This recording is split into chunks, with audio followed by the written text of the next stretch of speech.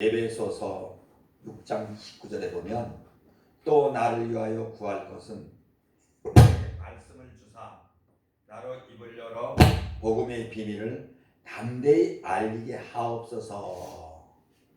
6장 20절에 이 일을 위하여 내가 쇠사슬에 매인 사신이 된 것은 나로 이 일에 당연히 할 말을 담대히 하게 하려 하심이라. 사랑하는 여러분, 사도 바울과 같이 훌륭한 사람도, 사도 바울과 같이 대단한 사람도 나를 위해 하나님께 기도하기를 하나님이 나에게 말씀을 주셔서 이렇게 기도 부탁을 했습니다. 그러면서 내 입을 열어 복음의 비밀을 담대히 전할 수 있도록 기도해 달라고 하였습니다. 이걸 보면 바울은 그냥 입을 열면 유창하게 하나님의 말씀, 정의 말씀이 줄줄줄줄 나온 것이 아니라는 것이 분명합니다. 바울도 때로는 그 심령이 광야 같은 데도 있는 것으로 짐작이 됩니다. 그렇기 때문에 사람은 항상 하나님을 구할 수밖에 없다. 사람은 두 종류의 사람이 있습니다. 육으로 살아가는 사람과 영으로 살아가는 사람. 육으로 살아가는 사람은 어떤 사람인가 하면은 늘 세상의 목적을 두고 사는 사람. 잘 보십시오. 세상의 목적을 두면은 우리는 늘 비참할 것입니다. 왜냐하면 우리는 늘 경쟁해야 되고, 경쟁할 대상도 없이 자기가 완전히 나락에 떨어진 것을 발견해요. 내가 다른 사람만큼 돈이 있나? 내가 다른 사람보다 잘났나? 내가 다른 사람보다 잘 배웠나? 도대체 나에게 있는 것이 무엇인가 하면서 나중에 한탄하고. 그러니까 여러분, 세상에서 세상의 목적을 가지고 사는 사람은 항상 만족이 없습니다. 그런데 하나님을 믿는 사람은 정말 우리가 하나님만 바라보면 항상 만족이 와요. 그래서 그 만족은 뭐라고 그러냐면 평강이라고 합니다. 평강, 또 평안. 용어 자체가 달라요. 그런데 여러분, 세상에서 만족이 오는 것은 뭐냐면 편안. 돈이 있으면 나쁘지 않죠. 편리하죠. 편안하죠. 그렇죠. 그러나 평안하지는 않아요. 평안은 오직 영적인 것에만 속한 것입니다. 이단들이 이걸 잘 몰라가지고 그냥 여호와 증인들도 보면 이 땅에서 영원히 산다. 이단들은 다 비슷해요. 이 땅에서 영원히 산다. 문선명이도 자기가 육체 영생 불사, 또 하나님의 교회도 육체 영생 불사, 신천지도 육체 영생 불사, 이걸 다 주장했어요.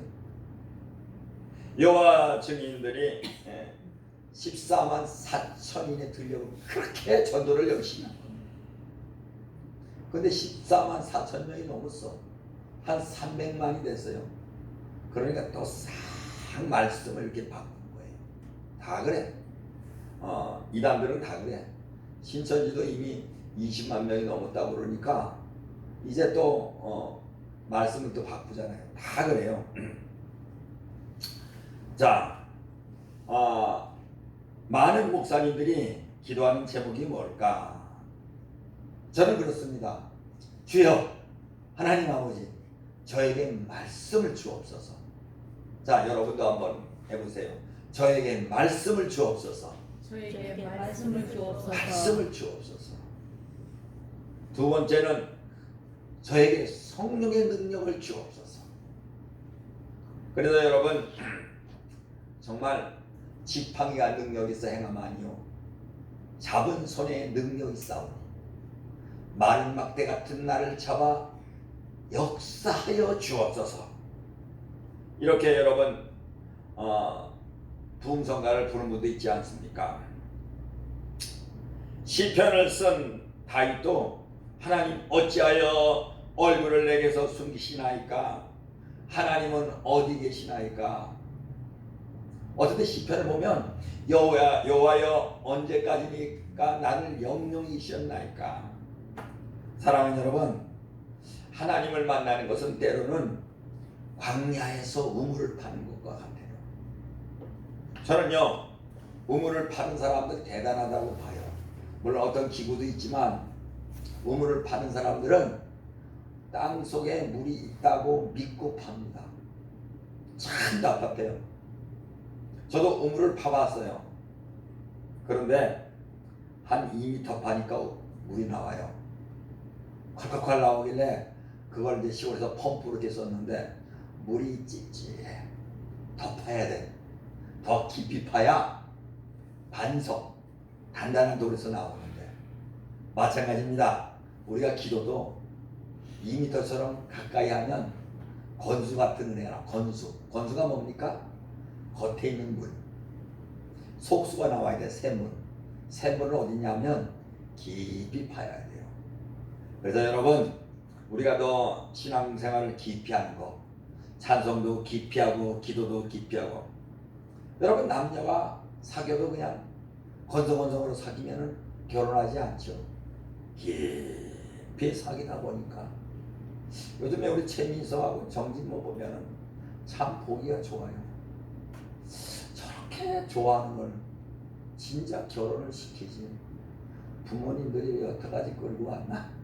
이럴 정도로. 그래서 야, 우리 저 혐오하고 우리 저 송은이도 빨리 결혼시켜야 되겠다. 다음 달에도 결혼했으면 좋겠다. 그렇습니다.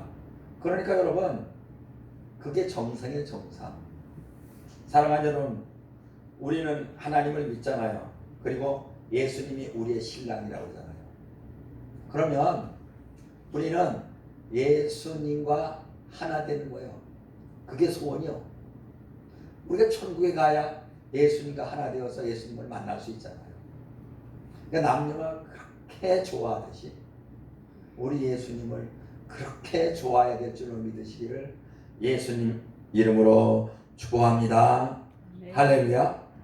그런데 옛날에 어떤 사람이 저한테 기도를 부탁했어요. 왜 기도를 부탁했냐면 자기 남편이 미국에 있대. 그런데 남편 때문에 하나님을 못 믿겠대. 왜냐하면 남편을 너무너무 사랑하니까. 그래서 5일 만에 편지를 하나 쓴다든가 이틀 만에 편지를 하나 쓴다든가. 목사님, 이 집착에서 좀 벗어나게 해달라고 기도하라. 그러면서 작정 기도까지 했어요. 남편 때문에 미치겠다더라. 국내에 있어도 그렇고. 그래서 야, 그런 병이 다 있구나. 그러면서 나중에는 제가 남편을 사랑하지만 하나님을 제일 먼저 사랑하게 됐습니다. 난 그래서 그 말이 뭔 말인지 잘 모르겠더라고. 어떻게 저렇게 부부간에 저렇게 사랑을 할 수 있을까? 자, 사랑하는 여러분, 그거는 사랑에 본 사람만 알아요. 그러니까 여러분, 하나님을 사랑하는 것도 하나님을 만나본 깊이가 서로 다른 거예요. 어떤 사람은 하나님을 만난 깊이가 여러 많아요. 어떤 사람은 하나님을 만난 깊이가 감히 측량할 수 없는 그런 깊이. 그런 깊이 있는 믿음이 다 되기를 예수님 이름으로 축복합니다. 성경에는 마태복음 7장에는 구하라 그리하면 주시리라. 또 시편에는 너희가 전심으로 나를 찾으면 만나리라. 마태복음 7장 11절에는 너희가 악한 자라도 좋은 곳으로 자식에게 줄 줄 알거든 하물며 하늘에 계신 너희 아버지께서 구하는 자에게 좋은 곳으로 주시지 않겠느냐. 이 말씀이 번역이 조금 잘못됐어요. 그래가지고 아버지께서 구하는 자에게 좋은 곳을 주시지 않겠느냐 해가지고 부자 되려고 이 말씀을 사용하고 또는 취직하려고 이 말씀을 사용하고 뭘 그래도 상관은 없습니다. 그런데 실제 성경은 NIV 그 성경 보면 who ask him 뭐냐면 그를 구하는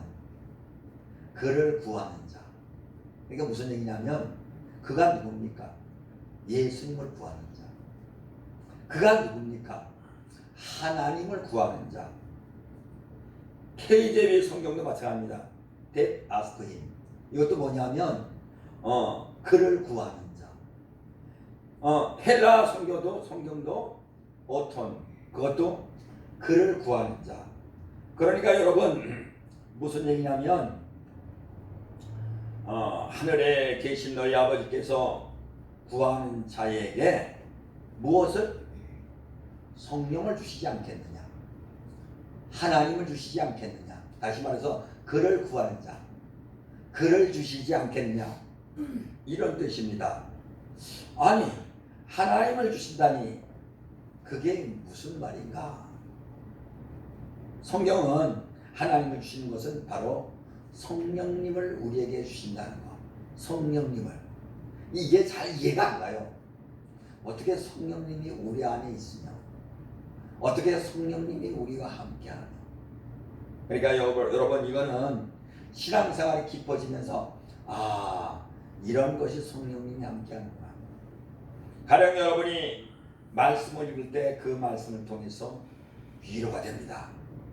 아까 그 복신 아들한테 사문이한테 그 이사야 40장에 나오는 말씀을 주었습니다.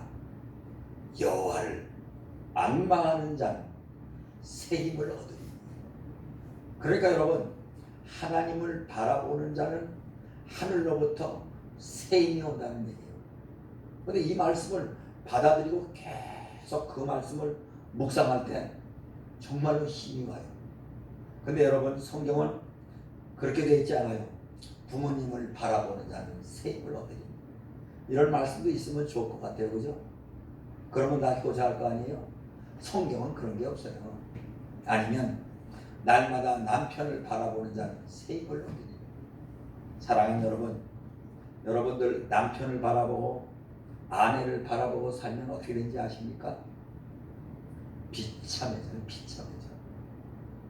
자, 아내나 남편은 그 바라볼 대상이 아니고 사랑을 줄 대상입니다. 따라합시다. 사랑을 줄 대상이다. 우리가 사람을 대할 때 여러분 그 사람에게서 사랑을 받을 대상이라고 생각하면 피곤해요. 남편에게서 나는 이만큼 받아야 된다.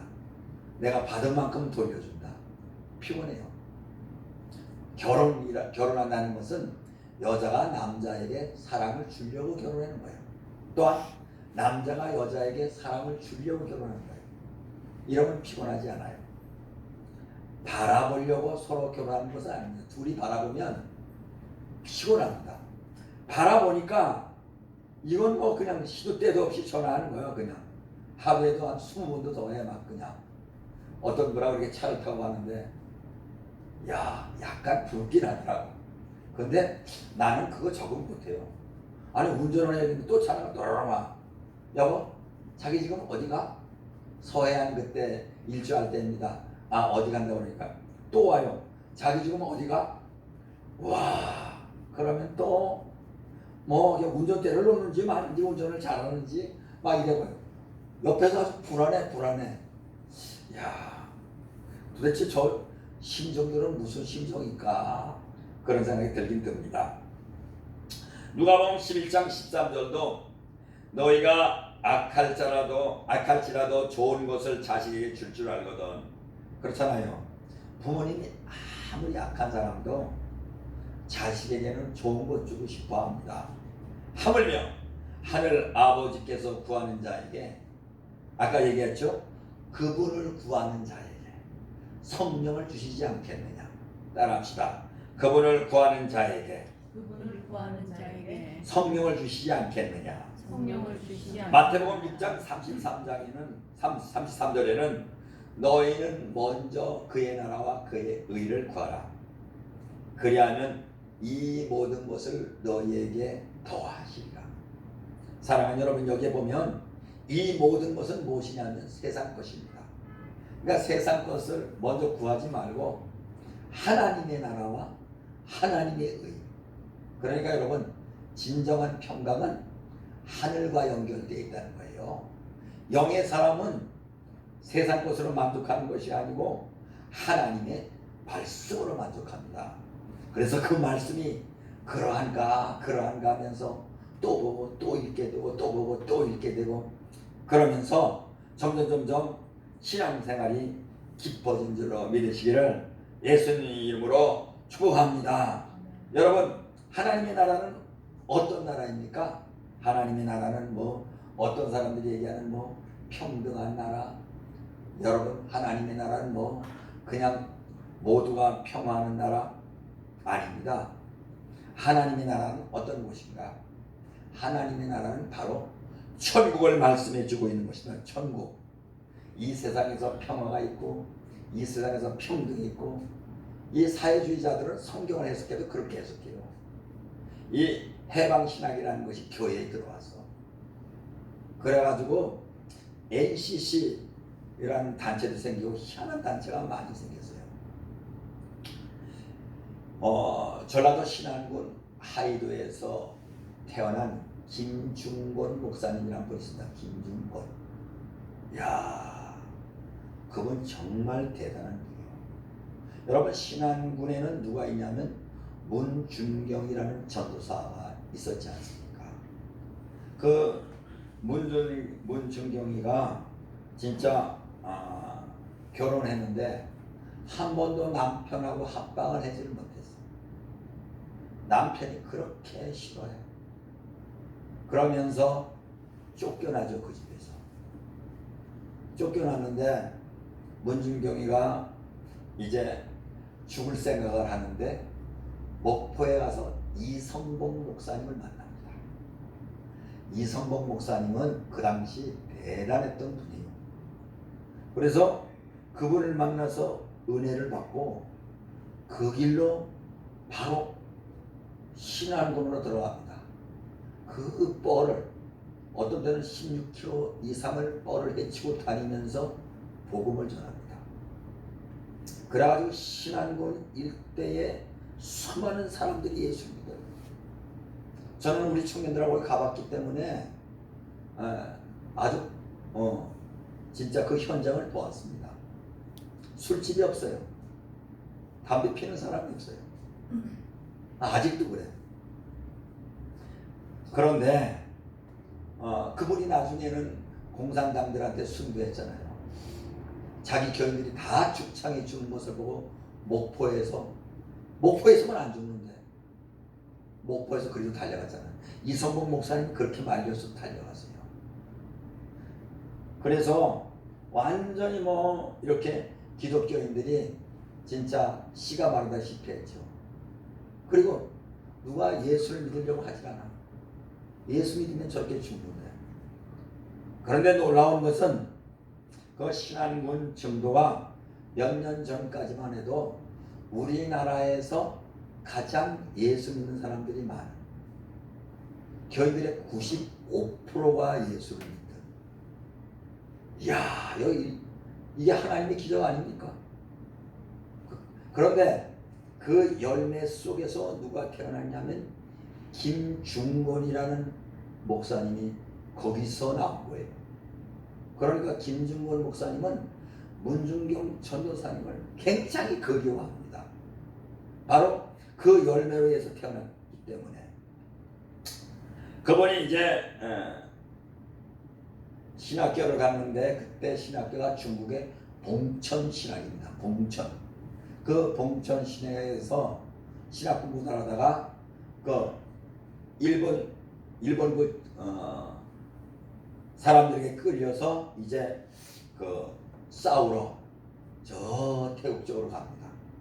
가다가 태국에서 탈출했다는 거예요.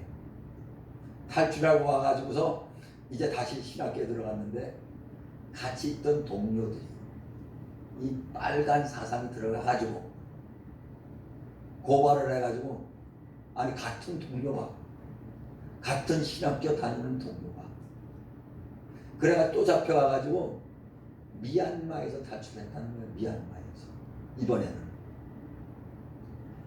그러면 이제 해방이 되고 나서 들어와 보니까 그 빨갱이 목사들이 한국의 교회 지도자가 되어 있더라는 거예요. 여러분, 공산주의가 이렇게 무섭습니다. 이렇게 무섭습니다. 그래서 이거 안 되겠다. 그래가지고 부랴부랴 만든 것이 뭐냐면, 저도 이제 어떤 목사님한테 들었어요. 부랴부랴 만든 것이 뭐냐면, 한경진 목사님이 만든 것이 한국 기독교 총연합회, 그걸 만든 거예요. 그래가지고 거기에 보면 공산주의를 막기 위해서 만든 게 한국 기독교 총연합회. 거기 아예 글자를 집어넣은 것 같아요. 공산주의를 막기 위해서. 그러니까 여러분, 김중곤 목사님은 참 뛰어난 분이요. 공산주의가 얼마나 나쁜 걸 알고 벌써 그때에 그렇게 했던 걸 볼 수가 있습니다. 그러니까 이승만 아니면 우리나라가 완전히 공산주의로 망하고, 또 김중곤이라는 그런 분 아니면 우리가 공산주의로 망할 수밖에 없는 거예요. 그랬던 거예요. 그러면서 이제 김중곤 목사님이 이제 나이가 많아가지고 하늘나라 갈 때가 다 되니까 제자들을 불러가지고 이제 유언을 비슷하게 한 거예요. 그래서 한 사람을 불러가지고 네가 너한테 대한민국을 맡기겠다. 네가 대한민국을 책임져라. 그러니까 그랬대요. 아니, 저 온리교회 어디게 그 제자들, 그 큰 교회 목사님들을 시키지 왜 날 시키냐 하니까 그 사람들은 제국의 영이 들어가 있다. 제국은 뭐냐면 교회가 크니까 거기에서 안주하는 어떤 애행하는 제국의 영이 들어갔다. 그래서 여러분, TV에도 잘 나온 장무선 목사님, 그 목사님을 시키지 왜 나를 시키냐 하니까 그 얘기는 표피리즘의 영이 들어가 있다. 그러니까 네가 해라. 그래가지고 이렇게 이제 대한민국을 구하기 위해서 일한다. 이제 그런 그 역사가 있어요. 역사.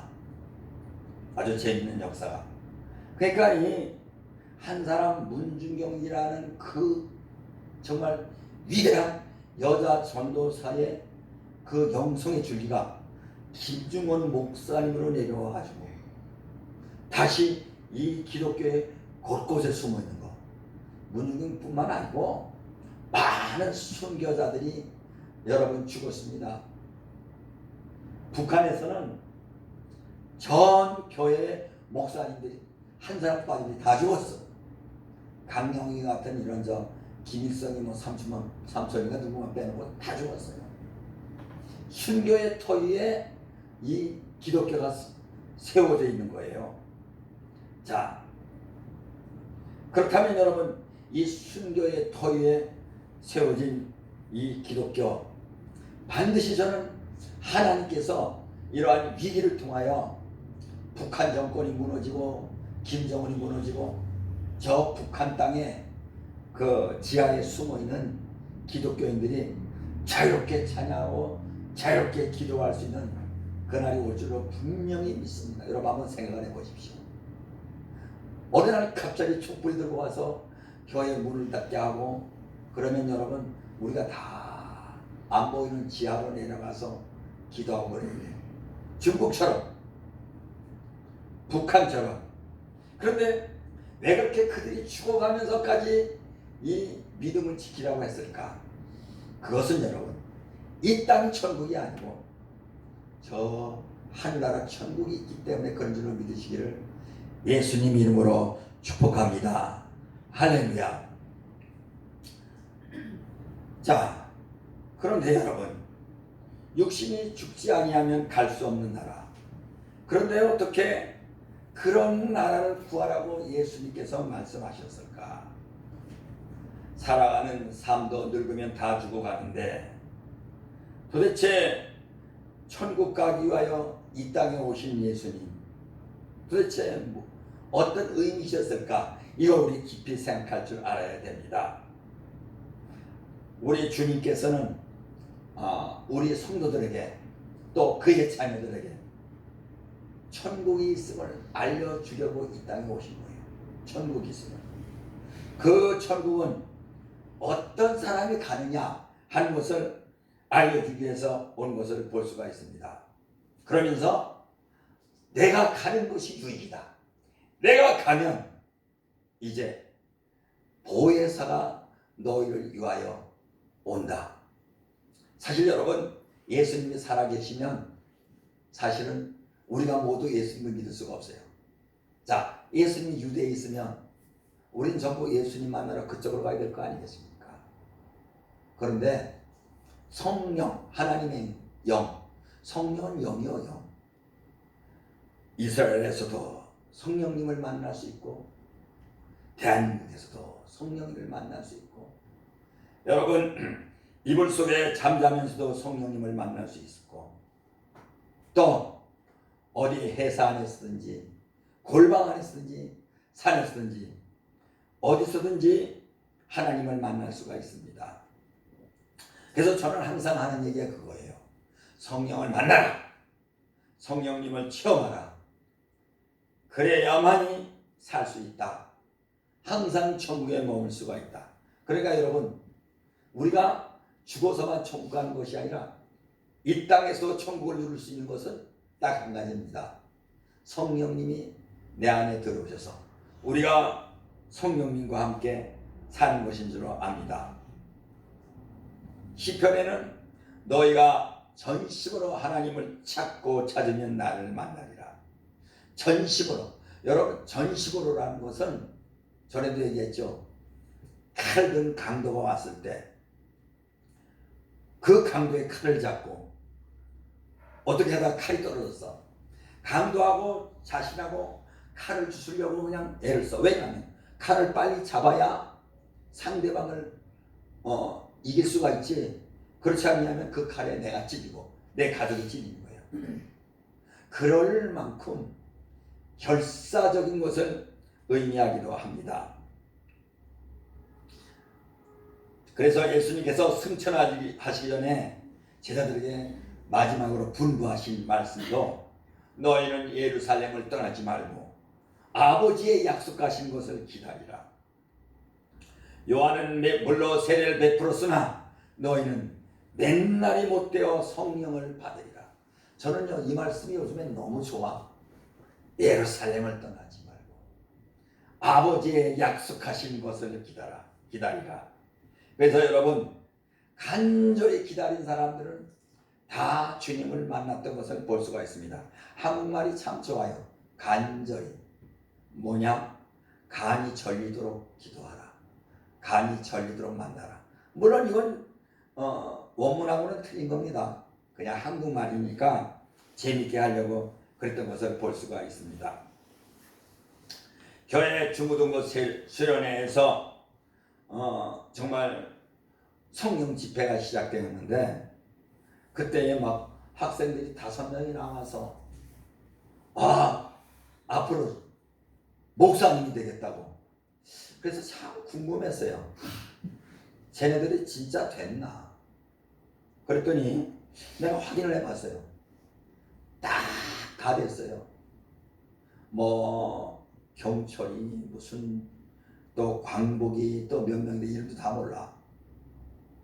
그래가지고 그 중에 그 광복이라는 사람을 만났어요. 목사님이기 때문에 30년 만에 만났는데 제자인데 내가 반말을 못했더라고요. 그냥 존댓말도 하고 반말도 하고 이러면서 만났어요. 세계로교회 부목사님이시더라고. 그랬어요. 그런데 참 그때의 그 하나님 앞에서 울면서 서원한 바로 학생들이 그때 5명인데 기억하냐 그러니까 전혀 모른대요. 처음에 배신감 들었어요. 그러니까 그때 기도한 학생들이 자기가 그때 무슨 기도인지 모른다는 거예요. 그런데 오늘날은 그들이 목회자가 된 거예요. 이야, 참 굉장히 놀라운 일이요. 저는 그때 그들이 그걸 기억하고 그래 하나님 앞에 약속했으니 내가 신앙을 해야지 이러면서 열심히 기도하면서 이렇게 간 줄 알았어. 그들은 몰라요. 그들은 그때 서운하고 은혜 생활을 하다가 보니까 신학교도 가게 되고 그런 거예요. 참 하나님의 역사는 정말 신기합니다. 신기해. 그래서 여러분 성경은 말하기를 에베소에는 우리의 씨름은 혈과 육에 대한 것이 아니요 정사와 권세와 공중의 권세 잡은 악한 영들에게 대한 것이라. 악한 영들이 공중의 권세를 잡고 있다는 거예요. 그래서 사랑하는 여러분, 우리가 신앙생활을 열심히 하려고 하는데 자꾸만 이 악한 영들이 시험을 줘요. 여러분들이 잘 알거니와 아담과 하와를 꼬인 거 그것도 악한 영 아닙니까? 정말로 하나님이 참으로 동산 중앙에 있는 이 열매를 먹지 말라 하더냐? 그러니까 무슨 얘기입니까? 하나님이 사람이신데 어찌 그러겠냐 이거야. 하나님은 금한 게 없다는 거야. 이런 식으로 보여요. 그래서 여자가 제일 먼저 넘어갔어. 여자가 왜 이렇게 제일 먼저 넘어갔는지 이해가 안 가요.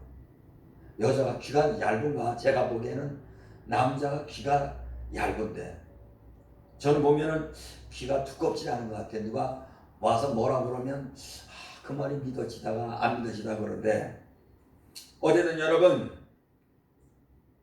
그때부터 이 세상에 죄가 들어온 것 아닙니까? 예수님께서도 마태복음 4장에서 보면은 특이한 장면이 나옵니다.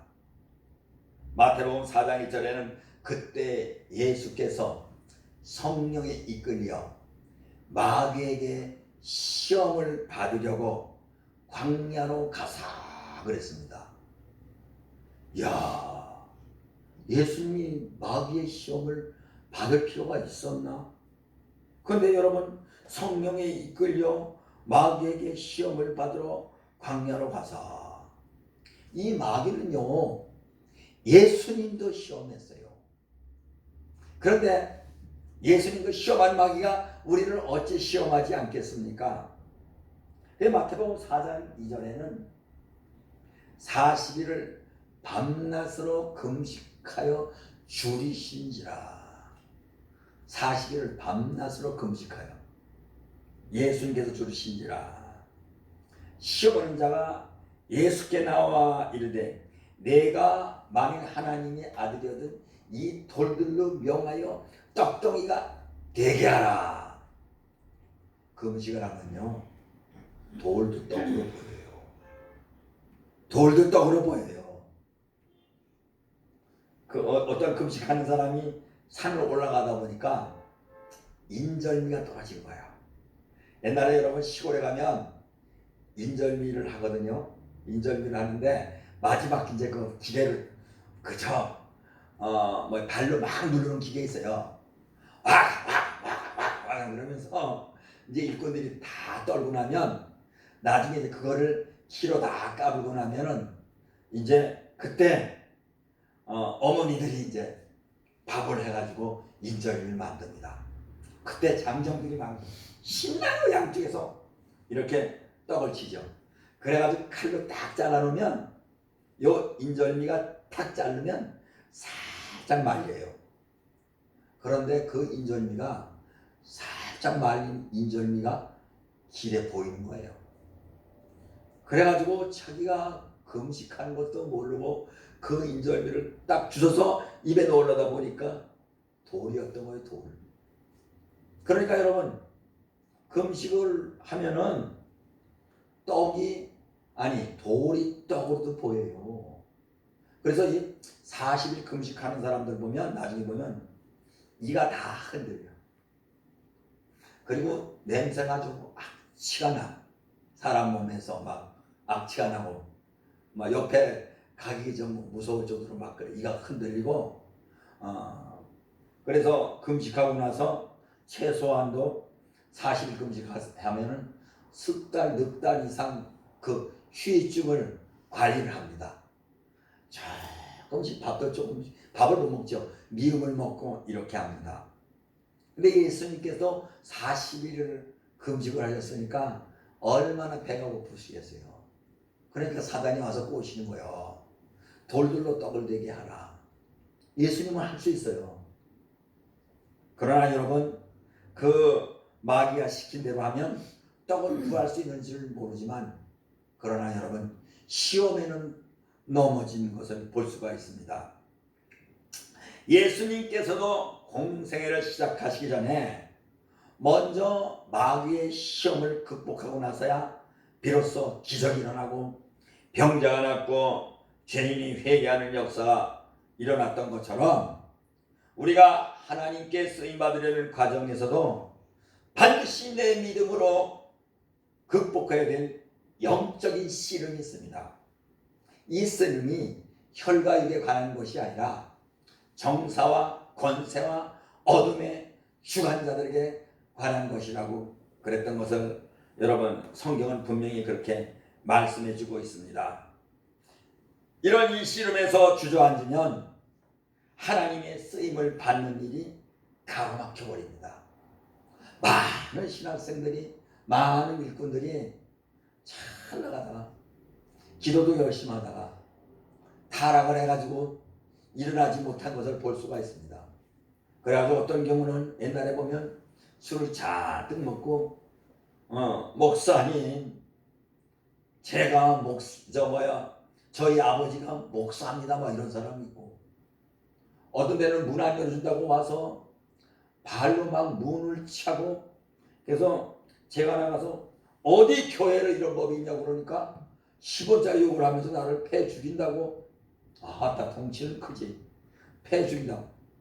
아니, 산에서 기도한다고 텐트 치던 사람이 술을 이렇게 먹고 와가지고, 아니, 산에 가서 텐트 치고 기도할 정도면 얼마나 센 사람입니까? 그런데 이 시험에 넘어가서 이 시험을 이기지 못하는 거예요. 이런 그 시험을 통과한 사람들이 하나님 앞에 쓰임받는 것을 볼 수가 있습니다. 잘 보세요. 어린아이들도 아프잖아요. 죽을 정도로 아프고 일어나면 애가 갑자기 철이 나버려. 그래가지고 안 먹던 김치도 엄마 김치 줘. 김치도 먹고, 옛날에 막 어리광 부리던 것도 이상하게 달라집니다. 그 아픔을 통해서도. 마치 우리 예수 믿는 사람도 그런 시험을 우리가 주님의 이름으로 극복할 때 더 한 계단 업그레이드 되는 것을 볼 수가 있습니다. 근데 여러분, 잘 보십시오. 우리는 우리 혼자 싸우는 것이 아닙니다. 성령님이 우리와 함께 하셔요. 성령님이 우리와 함께 하셔요. 그때 성령이 너에게 무슨 말할 것을 주시리니, 그러니까 염려하지 말라 그런 얘기입니다. 자, 사랑하는 여러분, 정말 살면서 때로는 엄청나게 어려운 일들이 많이 있습니다. 그런데 믿음의 사람들은 그럴 때마다 하나님의 말씀을 붙잡고 하나님의 말씀을 생각하면서 기도했던 것을 볼 수가 있습니다.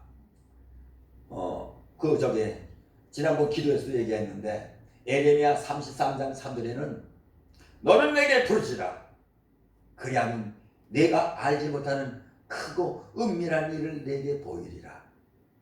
저는 이 말씀을 너무나 좋아합니다. 성경 말씀은 거짓말이 없어요. 세상 사람은 거짓말을 많이 해. 우리 예수 믿는 사람은 거짓말을 별로 안 해. 거짓말하면 괴로워서 견딜 수가 없어요. 이단들은 거짓말을, 공산주의자들은 거짓말을 잘합니다. 그러면서 나름대로 하나님의 일을 한다고, 나름대로 수령을 위해서 일한다고 양심의 가책이 없어요. 우리는 달라요. 거짓말하면 견딜 수가 없어요. 옛날에 직장 생활할 때 우리 사모님이 용돈을 안 줘. 한 달에 3만 원을 주는 거예요. 3만 원. 3만 원을 버스 차비하면 없어요. 없어. 그러면 나도 사람들하고 교제해야 되는데 그걸 교제를 못하는 거예요. 그런데 어느 날 공돈이 생겼어. 특별 보너스가 15만 원이 생겨. 15만 원이.